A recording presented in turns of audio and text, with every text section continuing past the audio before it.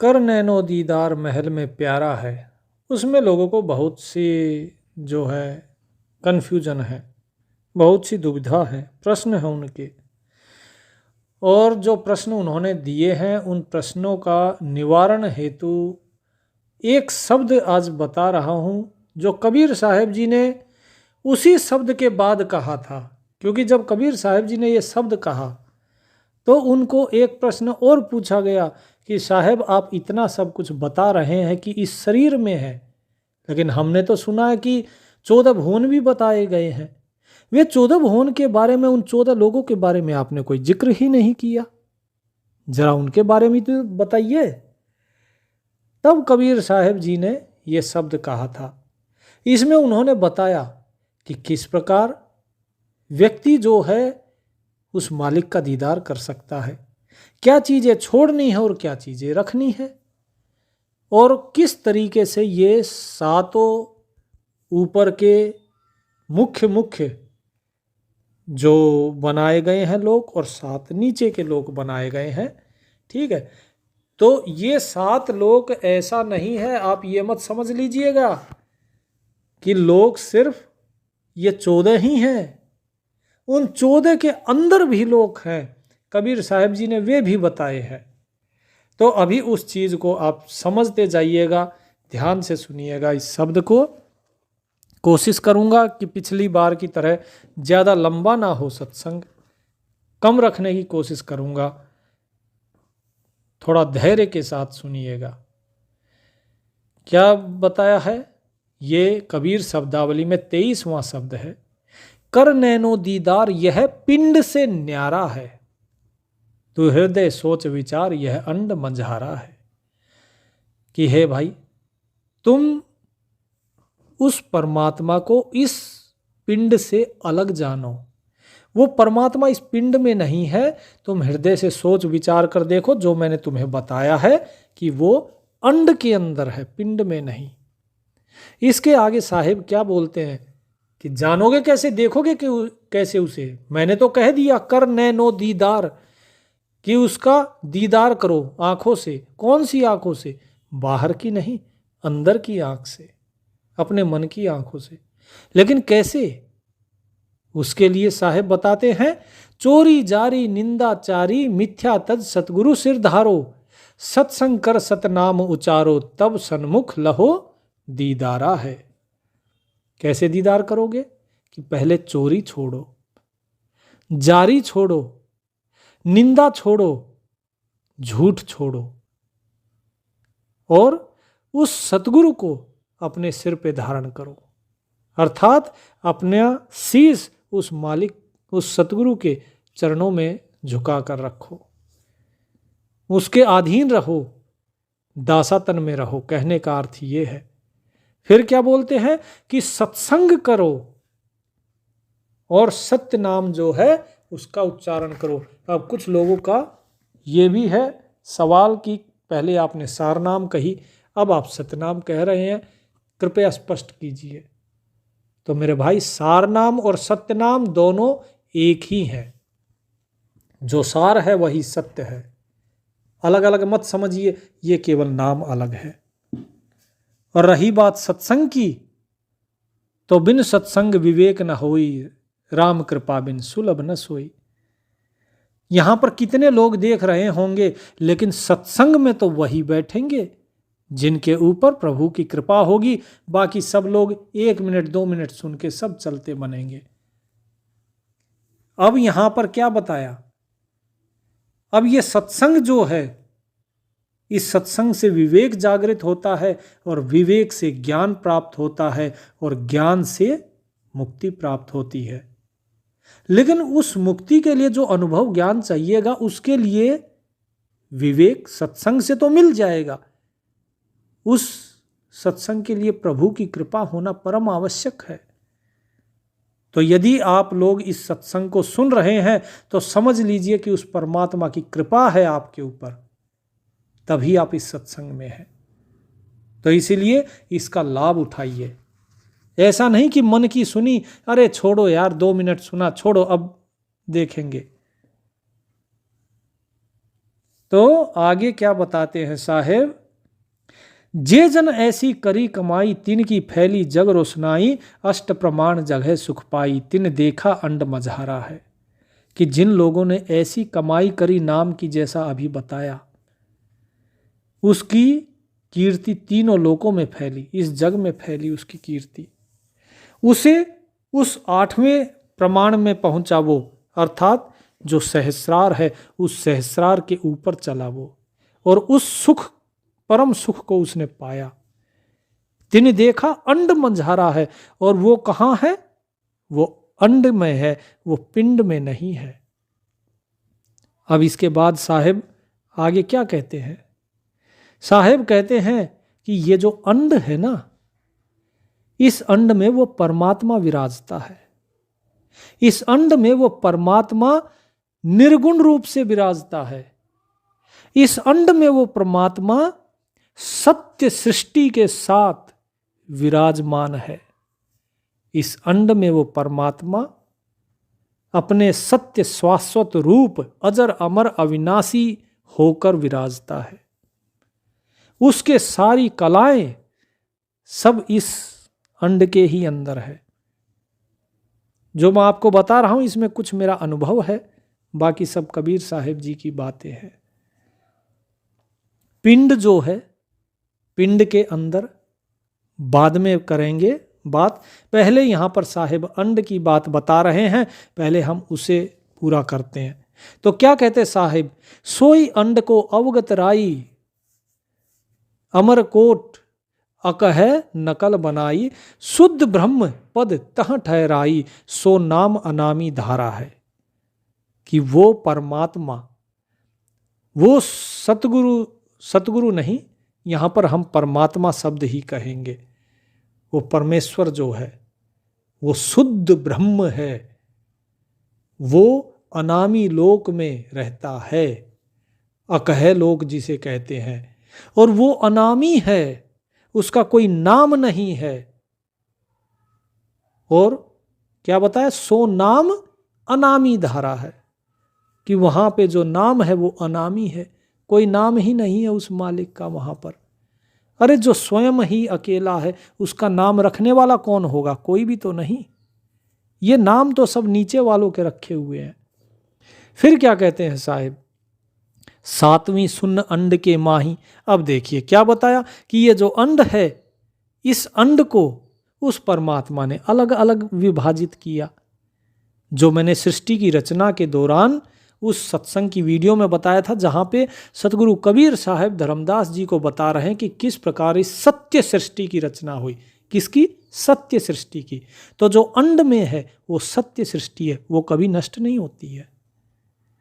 तो क्या बता रहे हैं साहेब कि 7वीं शून्य अंड के माही झिलमिलहट की नकल बनाई, कि उस प्रकाश, उस तेज पुंज रूपी जो अनामी है, अकह लोक है, उसकी नकल बनाई। क्या बनाई थी? महाकाल तहां आन रहाई, सो अगम पुरुष उच्चारा है। 7वीं शून्य बनाई और वहां पे कौन है? महाकाल।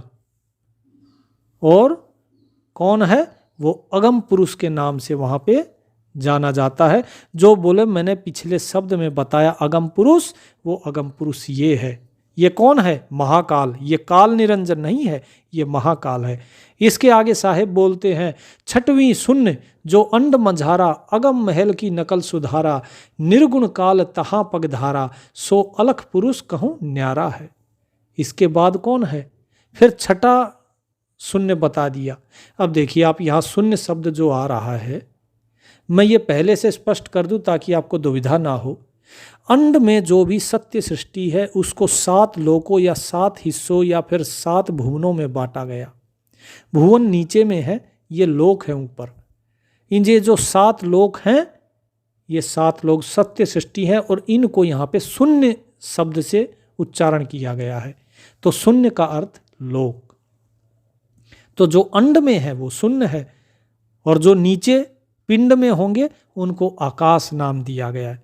बोलते हैं ना 7 आकाश 7वें आसमान पे खुदा है, तो इसलिए वहां पे आकाश शब्द बताया है साहिब ने। क्या कहते हैं कि भाई अगम महल की नकल कर ली, वो छठी शून्य हो गई। वहां कौन है? वहां वो अलग पुरुष, वो परमात्मा जो है वो निर्गुण काल के नाम से है, निर्गुण है वो। कैसी कला है उसकी? निर्गुण। ठीक है, तो अभी तक देखिए ये सब कुछ निर्गुण चल रहा है। इसके बाद क्या है? पांचवी शून्य, पंचम शून्य जो अंड के माही सतलोक की नकल बनाई, माया सहित निरंजन राई, सो सत्य पुरुष दीदारा है। कि भाई इसके नीचे है पांचवा शून्य, और ये पांचवा शून्य जो है ये भी अंड के माही है, अंड में ही है, सतलोक की नकल है ये। और ये जो सतलोक की नकल है, यहां पे कौन है? यहां वो सतपुरुष के रूप में दीदार देता है, वो दीदार होता है सतपुरुष का। और वो जो है यहां पर किसके साथ है? माया सहित निरंजन राई, अर्थात यहां पे मालिक अपने कलाओं के साथ है। अब यहां कलाएं आनी शुरू हो गई हैं। अब इसके नीचे क्या है? चौथी शून्य अंड के माही पद निर्वाण की नकल बनाई, कि इससे ऊपर जो ये सतलोक की जो नकल थी वो कौन सी थी? निर्वाण पद, निर्वाण लोक। अब वहां से जो है बोले नीचे आ जाओ, तो अब इसकी नकल बना दी। और वहां पे क्या है? अवगत कला होए सतगुरु आई, यहां पे अवगत कला है। और यहां पर क्या शब्द है? अब यहां पहली बार नाम आता है, जो शब्द आता है वो है सोहंग, सोहंग पद सारा है। अब यहां पे वो क्या है?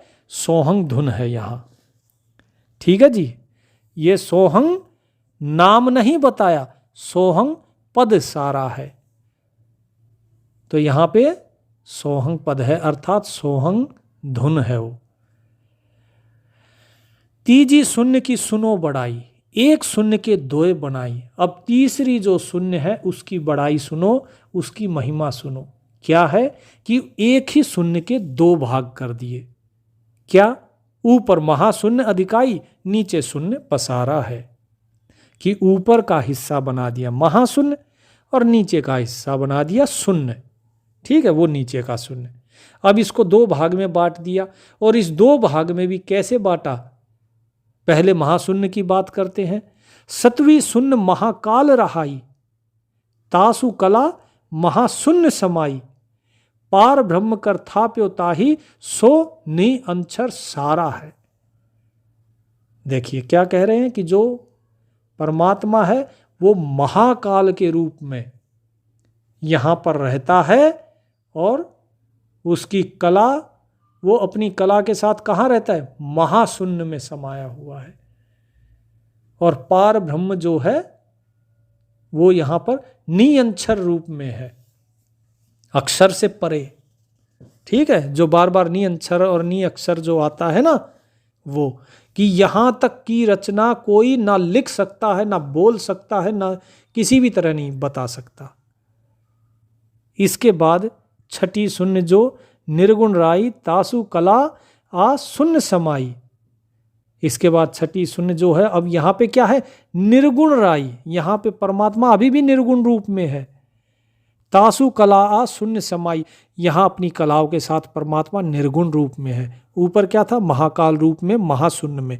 अब हम बात कर रहे हैं जो नीचे वाला हिस्सा था तीसरी शून्य का, जिसको कि हम शून्य कह रहे थे, नीचे वाला शून्य, उसमें क्या है? परमात्मा निर्गुण रूप में है। अब यहां क्या बोलते हैं? अक्षर ब्रह्म कहे पुनिताही, सोई शब्द रंकारा है। अब देखो यहां पे परमात्मा महाशून्य में निअक्षर हो जाता है और शून्य में अक्षर हो जाता है। ठीक है, अब यहां पे क्या है? यहां पे है अक्षर ब्रह्म कहे पुनिताही, सोई शब्द रंकारा है। एक सोहंग शब्द ऊपर आया था, यहां पे क्या है? रंकार शब्द आया है। अब यहां पे वो क्या था? सोहंग पद था, लेकिन यहां पे क्या लिखा है? सोई शब्द रंकारा है। यहां पे शब्द आ गया। महाशून्य तक देखिए कोई शब्द नहीं है, अर्थात वहां पे ये सब खत्म हो जाता है। और यहां पे शब्द है क्या? ररंकार। ये ररंकार कौन सा है? जो राम है। अब यहां पे एक चीज और आपको बता दूं, जो साहिब ने बाणी कही, जाप मरे अजपा मरे, अनहद हु मर जाए, सुरत समानी शब्द में ताको काल न खाए। कि अजपा जाप होता है वो भी खत्म हो जाता है, जो जाप होता है जिह्वा वाला जाप वो भी खत्म हो जाता है, जो अनहद जाप है वो भी खत्म हो जाता है, लेकिन जो सार शब्द यानी सार नाम में जो समा जाती है जब सूरत, वो कभी खत्म नहीं होता, उसका काल भी कुछ नहीं कर पाता। क्यों? क्योंकि वो शून्य से महाशून्य में चला जाता है। ठीक है जी। तो ये चीज यहां पे आपको प्रमाणित होती हुई दिख रही होगी, जो मैं पहले आपको कई सत्संग पहले मैं आपको बता चुका हूं। फिर क्या कहते हैं? पंचम शून्य निर्गुण, पंचम शून्य निरंजन राई, तासु कला दूजी सुन भाई, पुरुष प्रकृति पदवी पाई, शुद्ध सरगुण रचन पसारा है। कि पांचवा शून्य क्या है? निरंजन राई है। उसकी कला दूसरी सुनो अब, क्या? कि ये जो निरंजन राई है ये पुरुष प्रकृति की इसने पदवी मिली है। क्या मिली है? प्रकृति का पुरुष है ये। हम बार बार बोलते हैं ना, पुरुष पुरुष पुरुष पुरुष, हम सिर्फ परमात्मा के लिए शब्द यूज करते हैं, प्रयोग करते हैं। पुरुष का अर्थ है वो परमात्मा। जहां भी वाणी में आता है पुरुष, समझिए वो परमात्मा। बाकी कोई पुरुष नहीं है सिवाय उस परमात्मा के। किसी के लिए पुरुष शब्द का उद्घोष नहीं होता। और यहां पे पांचवें शून्य में क्या बताते हैं? कि पांचवें शून्य में वो परमात्मा प्रकृति के साथ है और शुद्ध सरगुण है, रचन पसारा। और सरगुण रचना उसने यहां से अब शुरू कर दी। ठीक है जी। यहां से वो सरगुण रचना शुरू करता है परमात्मा। अब इसके आगे कौन है? इसके आगे है पुरुष प्रकृति दूजी सुन माही, तासु कला प्रथम सुन आई, ज्योत निरंजन नाम धराई, सरगुण स्थूल पसारा है। अब यहां पे जो वो परमात्मा है वो प्रकृति को जो है अधीन करता है अपने, और इस सृष्टि की रचना करता है, जो कि कला हम पहले सुन चुके हैं। पहले बताया ना आपको, पुरुष प्रकृति पदवी पाई, प्रकृति का पुरुष है वो, इसीलिए उसको पुरुष की उपाधि दी गई। तो वही चीज यहां बताई गई है। अब यहां उसका नाम क्या है?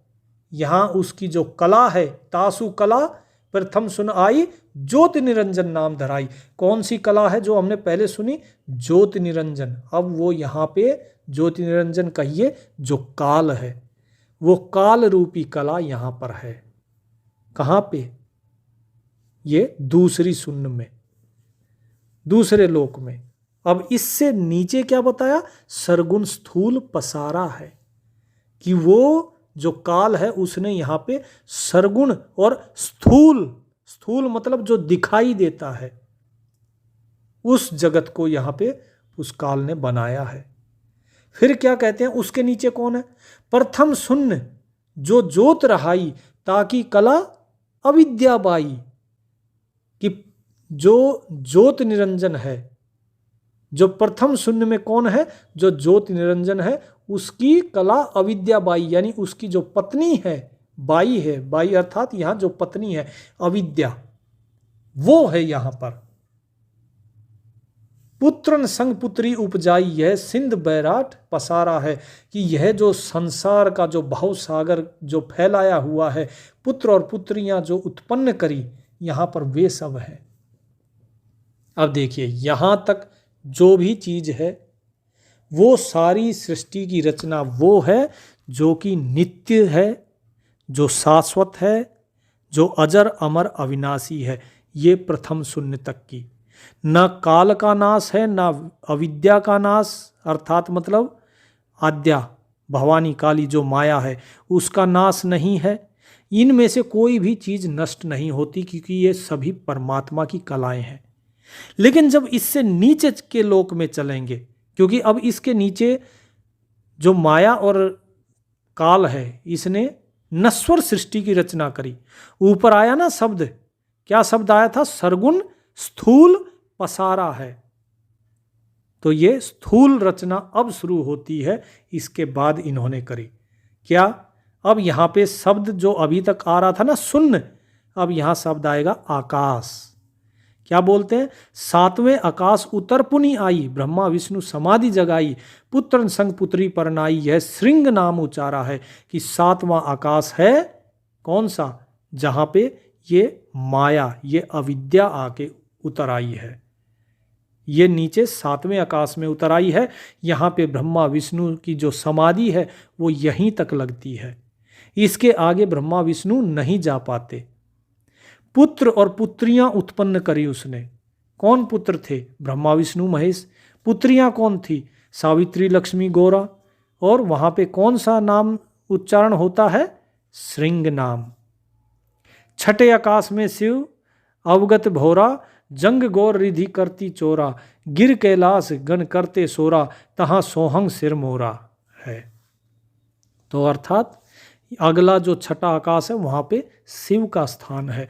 वो गोरा के साथ वहां पर बैठा है, पार्वती के साथ।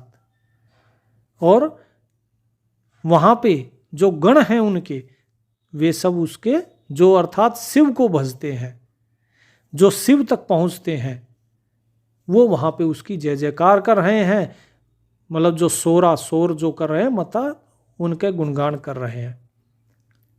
तहां सोहंग सिर मोरा है कि वहां पे सोहंग शब्द का उच्चारण है।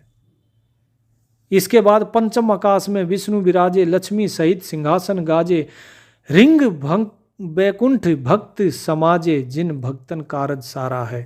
कि पांचवें आकाश में कौन है? फिर इसके नीचे विष्णु, वो लक्ष्मी सहित सिंहासन पर विराजमान है और वहां का जाप है रिंग।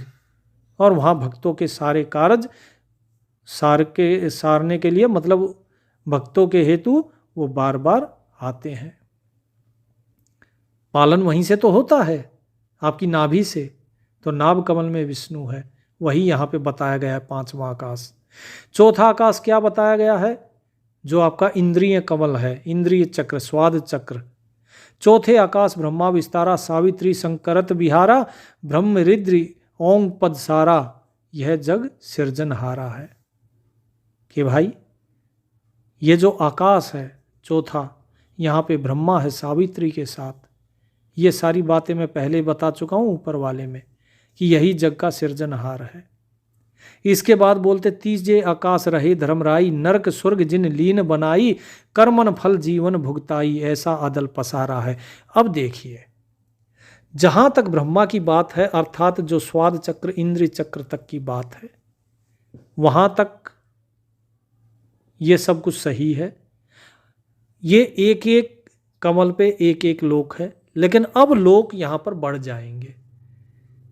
अब जो मूल कमल और जो इंद्रिय कमल है, इसके बीच में कई चीजें आ गई। क्या? सबसे पहले तो धर्मराय यानी कि यमराज, और दूसरा क्या है कि जिसने स्वर्ग और नरक बना लिया। तीजे आकाश रहे धर्मराय, स्वर्ग नरक तिन जिन लीन बनाई, कर्मन फल जीवन भुगताई, ऐसा अदल पसारा है। इसके नीचे क्या है? इसके नीचे धर्मराय है और उसने स्वर्ग नरक बनाया हुआ है। उसके नीचे और भी बहुत कुछ है। जो जीव हैं वो अपने कर्मों का फल भोग रहा है यहाँ, ऐसा अदल पसारा है। इसके नीचे पेशाब के स्थान के नीचे क्या रह जाता है?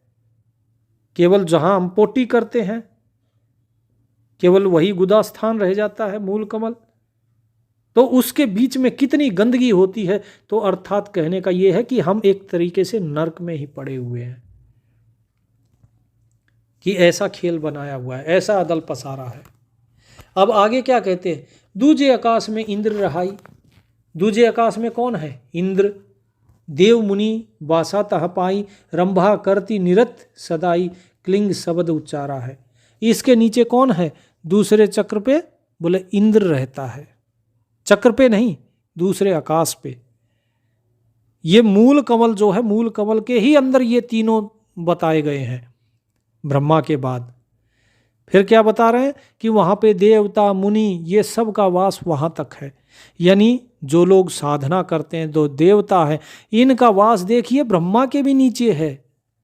रंभा वगैरह जो वहाँ पे नृत्य करती हैं, वहाँ क्या शब्द है? क्लिंग शब्द। क्लिंग शब्द कहाँ का है? मूल कमल पे।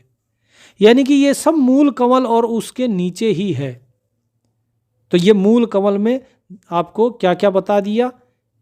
धर्मराय, स्वर्ग, नरक और इंद्र, देव, मुनि, ये सब अप्सराएं। इसके नीचे आती है फिर धरती, फिर आता है क्या? मृत्युलोक। कि प्रथम आकाश मृत्यु है लोका, जन्म मरण का नित जहाँ धोखा, सो हंसा पहुँचे सतलोका, जिन सतगुरु नाम उचारा है। अब यहाँ से इसीलिए जब योग साधना की जाती है ना, तो कुंडलिनी जागरण होता है। तो सबसे पहले मूल कमल जगाया जाता है कि व्यक्ति जो है अपनी सूरत को ऊपर उठाता है। सूरत बहुत नीचे है हमारी, कितनी नीचे गिरी हुई है, आप सूरत खुद सोचिए। वहां से उठकर आना है। लेकिन सतगुरु जो ज्ञान देते हैं, जो भक्तों को ज्ञान देते हैं, वे सीधे बोले इसको पिंड को छोड़ दो, सीधा अंड से शुरू करो। तुम्हें जब यहाँ का ज्ञान हो जाएगा तो नीचे तुम्हारे काम का है ही नहीं, पड़ा रहने दो नीचे। नीचे तो सब नश्वर है, इसीलिए वे सीधे अनश्वर है, जो अनादि है, वहां से शुरू करते हैं। केवल उनकी बात पे यकीन करना, विश्वास करना और प्रेम भाव से नाम जपना है। आगे क्या कहते हैं? प्रथम आकाश मृत्यु है लोका, जन्म मरण का नित जहां धोखा, सो हंसा पहुंचे सतलोका, जिन सतगुरु नाम उचारा है। कि भाई जन्म मरण का खेल चला हुआ है, ये प्रथम आकाश में है मृत्युलोक। यहां पे ये खेल चल रहा है और यहां पे हम धोखे में फंसे हुए हैं, भ्रम में, माया जाल में। बोले सो हंसा पहुंचे सतलोका, जिन सतगुरु नाम उचारा है। जिन्होंने सतगुरु का नाम उच्चारण किया वही लोग सतलोक पहुंचेंगे। तो इसका अर्थ क्या हुआ कि नीचे का सब छोड़ो, ये कुंडलिनी जागरण वगैरह ये सब छोड़ो, सीधा नाम उच्चारण करो जो सतगुरु ने दिया। वो नाम क्या है? वो मैं आपको नामदान में बता चुका हूं, कैसे लेना है, क्या विधि है, सब कुछ उसमें नामदान के सत्संग की वीडियो में मैं बता चुका हूं। इसीलिए ये बाकी जो लोग बोलते हैं कृष्ण नाम जपो, ये नाम जपो, कहीं आया क्या इसमें? नहीं आया ना, क्योंकि ये सभी देह थी। इसके बारे में आगे सत्संग में हम बात करेंगे, जो अगली बार का होगा। अभी सत्संग लंबा हो जाएगा, आगे चलते हैं।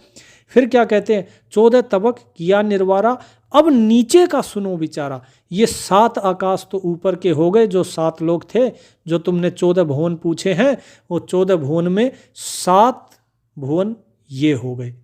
कुल मिला के 14 लोक हैं और 14 भुवन हैं। 14 लोक जो हैं वे थे, जो 7 लोक तो थे ऊपर अंड में और 7 लोक नीचे पिंड में।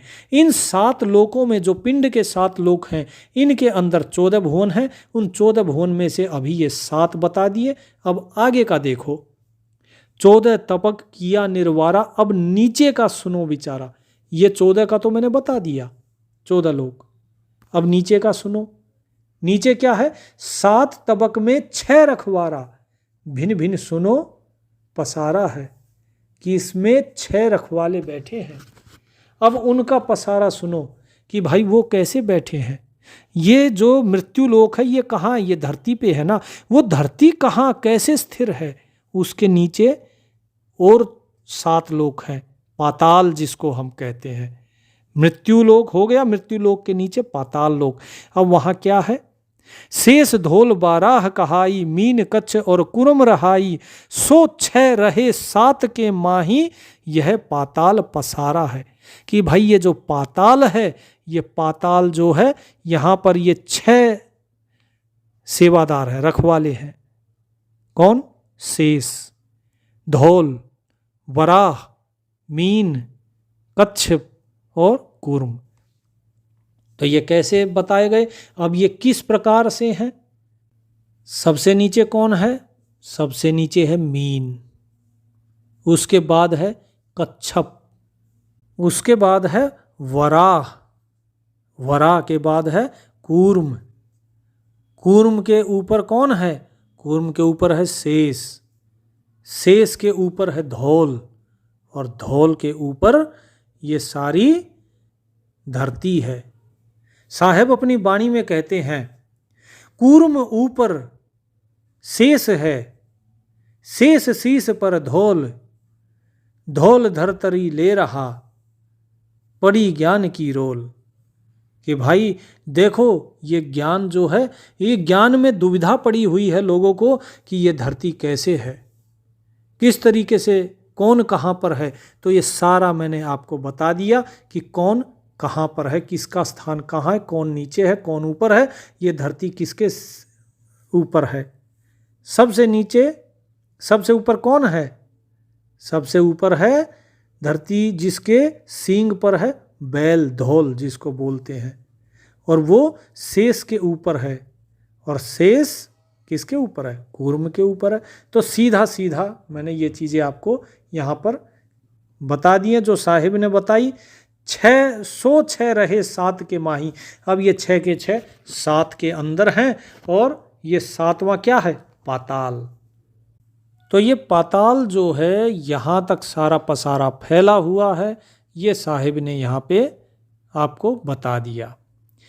मुझे उम्मीद है लोगों के बहुत से प्रश्नों के उत्तर मिल गए होंगे उन्हें।